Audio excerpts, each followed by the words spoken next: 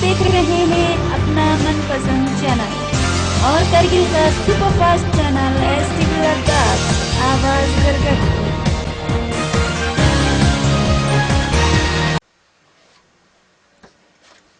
बिस्मिल्लाहिर्रहमानिर्रहीम। अस्सलाम वालेकुम बच्चों, कल हमने आपके 6 क्लास के लिए चैप्टर नंबर 8 हॉर्सिंग अराउंड ये पढ़ा था। इसमें क्या था कि वी आर रीडिंग अबाउट, हम पढ़ रहे थे student of animal husbandry who was entering, जब वो दाखिल हो रहा था कहाँ से, from the arc of the veterinary college into the monster street नाम की गली में जा रहा था। Then he remembered the words of his professor because his subject was horses, and he just saw a horse there, actual horse there, and he was excited about it that he had learned something, कि उसने कुछ सीखा हुआ है, उसे लगा कि हाँ मुझे कुछ पता है, मैं एक्सपर्ट हूँ, उसने सोच लिया। He thought of himself to be an expert. Nobody told him, किसी ने उसको नहीं बताया कि तुम बड़े एक्सपर्ट हो भाई, ये घोड़ों के बारे में जानते हो, लेकिन उसने खुद से सोच लिया ये। अब देखो, हॉर्सिंग अराउंड का मतलब ही हमने बोला था कि behave in A silly manner, बहुत ही बेवकूफ़ाना तरीके से हरकत करना या बिल्कुल कभी कभार शोर शराबे के साथ। तो यहाँ क्या हुआ, अब उसके साथ उसके प्रोफेसर ने पूरा घोड़े के बारे में बोला था। अब वो तेजी से चलता हुआ गया था और उसको क्या हुआ था, आखिर में घोड़े ने उसको the horse pulled him up in his mouth, ठीक है, with his he was suspended in the air like a puppet, puppet की तरह वो हवा में क्या हो गया, लटक रहा था। In twisting wriggled and kicked, he tried to free himself but he was not able to free himself. यहाँ तक हमने पढ़ा था। और वहाँ से क्या हुआ था, वो किस में था, घोड़ा जो है वो एक कोल कार्ड का था जिसका शेफ्ट के बीच में उसको रखा हुआ था। तो अब यहाँ से आगे हम पढ़ते हैं कि उसने क्या किया आखिर। There was no doubt about the interest of the passerby now. अब वहाँ पे जो लोग पहले उसने जो गुजरने वाले लोग थे, passerby यानी जो गुजर रहे हैं, उनकी दिलचस्पी का तो इसमें कोई शक ही नहीं था। The sight of a man hanging from a horse mouth brought them to a sudden halt. Halt होता है एकदम से stop, एकदम रुक जाना। अब क्या हुआ, जो लोग गुजर रहे थे वहाँ से, वो एक आदमी को देख रहा है जो घोड़े के मुंह से लटक रहा है। तो सारे परेशान हो गए, हैरान होकर वहाँ पे सब एकदम से रुक गए। A crowd formed. अब उससे क्या बना, एक पूरा भीड़ बन गया। With people looking over each other shoulder, अब लोग एक दूसरे के शोल्डर के ऊपर चढ़े हुए। जब भी कुछ होता है बाजार में अक्सर देखा होगा, लोग ऐसे एक दूसरे के ऊपर चढ़ के देख रहे होते हैं। And others fighting at the back to see what is going on, अब दूसरे जो पीछे बैठे हैं वो ये जानने के लिए लड़ रहे हैं कि आगे हो क्या रहा था, ठीक है। A horrified old lady was crying, एक बिल्कुल डरी हुई एक बुजुर्ग खातून वहां से आवाज देने लगी, क्राइंग यानी वो बोलने लगी, ओ पुअर बॉय, ओ बेचारे लड़के, ठीक है, हेल्प हिम समबडी, कोई तो उसकी मदद करो। Some of the braver characters tried pulling at me, कुछ लोगों ने मुझे वहां से जो बहुत थोड़े बहादुरी दिखाकर आए और मुझे खींचने की कोशिश की। But the horse just hung on tighter, लेकिन वो तो बहुत ही मजबूती से पकड़े हुए उसने रखा। विद डीप शेम, अब बहुत शर्मिंदगी के साथ, I saw two pretty girls, दो खूबसूरत लड़कियां जो है वहां पे बैठी हुई थी, girls in the front row के लाइन्स में। अब रो होता है ना, रोज जैसे स्कूल में बनता है, तो रोज में बैठकर वो हंस रही हैं, गिगलिंग हेल्पलेसली, यानी अब उनके पास कोई चारा तो है नहीं, तो हेल्पलेसली मतलब बेचारगी के साथ वो हंस रहे हैं। स्माइलिंग या लाफिंग, वो मुस्कुरा रही हैं या हंस रही हैं, बिल्कुल सारे दांतों को निकाल के, इसको कहते हैं ग्राइंड, ठीक है, गिगलिंग, सॉरी।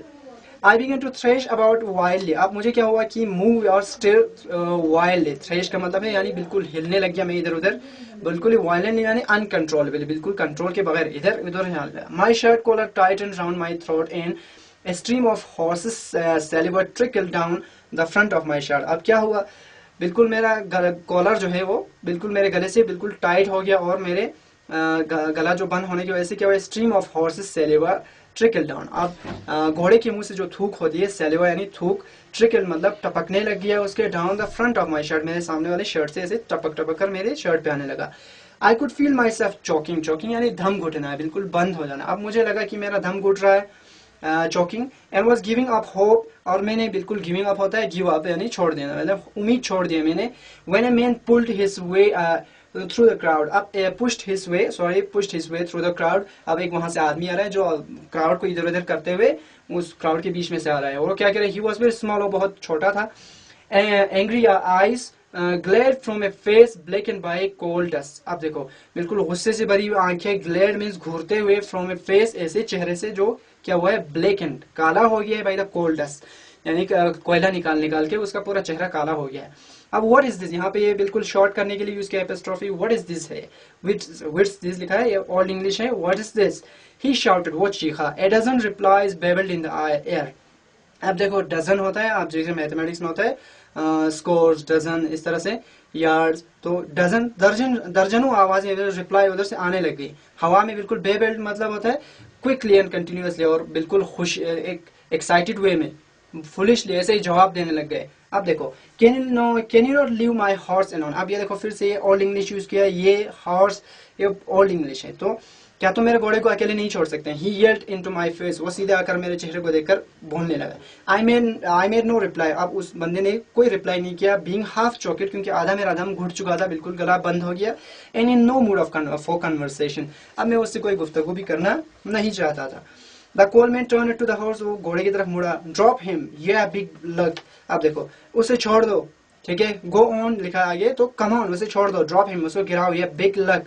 लक क्या होता है, यानी जब किसी जानवर को या किसी इंसान को ऐसे जब आप बदतमीज तरीके से कहना चाहो कि तुम जानवर छोड़ दो इसको, तो इस तरह से यूज करते हैं, यानी rude way of referring to a big person और एनिमल, यहाँ पे बुक में लिखा हुआ है।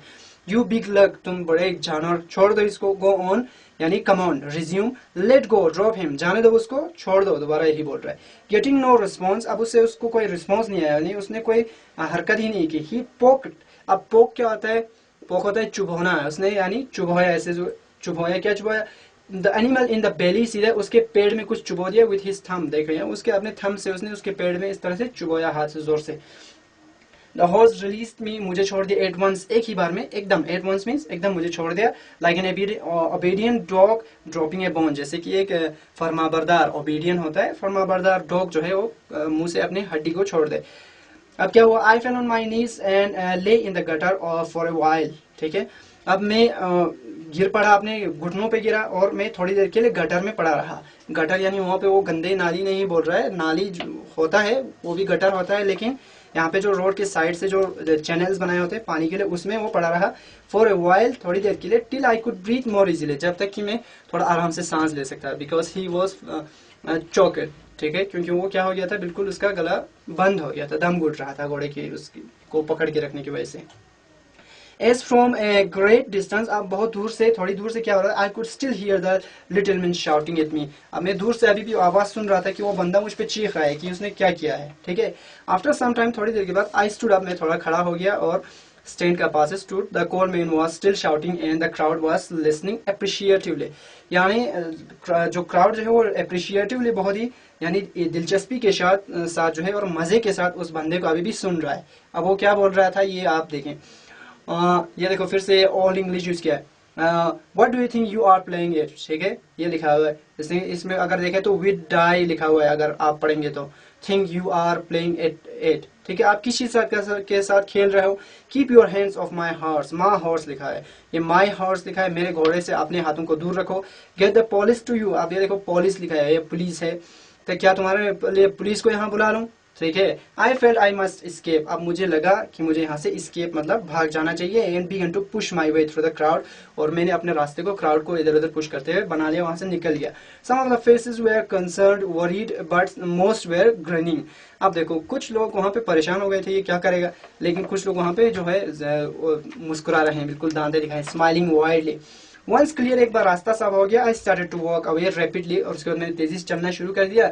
As I turn at the corner, जैसे कि मैं कॉर्नर से मुड़ा, द लास्ट फेंट शाउट, फेंट होता है बिल्कुल कमजोर, उसकी आवाज जो अब दूर जाता जाएगा तो आवाज कमजोर होगी, उसकी वेव्स कम हो जाएंगे, तो लास्ट फेंट शाउट जो है उसकी चीखने की आखिरी जो आवाज है, कमजोर आवाज आ रही थी, फ्रॉम द कोलमैन रीच्ड मी, मुझ तक पहुंचा। अब उसमें वो एक पॉइंट कह रहा है, वो पूरा ओल्ड इंग्लिश में लिखा है, लेकिन बात आपको समझ में आ जाएगी, क्या लिखा है, डैना मेडल वे लिखा है, इसका मतलब है don't meddle with, don't meddle with मतलब don't tamper with something, don't try to play with something, you ये ने नथिंग अबाउट लिखा है, इसका मतलब है you don't know nothing about that thing, यानी किसी भी ऐसी चीज के साथ आपको नहीं छेड़ना चाहिए जिसके बारे में आपको पता नहीं हो। तो यहाँ पे सबक यही था, स्टार्टिंग में उसने खुद से कह दिया कि मुझे सब कुछ आता है। यानी जो लोग कहते हैं कि मुझे सब कुछ आता है या मैं सबसे माहिर हूँ, वो हमेशा नुकसान उठाते हैं, जैसे कि इसके साथ हो गया है। ठीक है, तो आपका ये चैप्टर ख़त्म हुआ। बाकी क्वेश्चन आंसर के लिए हम देखेंगे, इंशाल्लाह आपको पसंद आया होगा।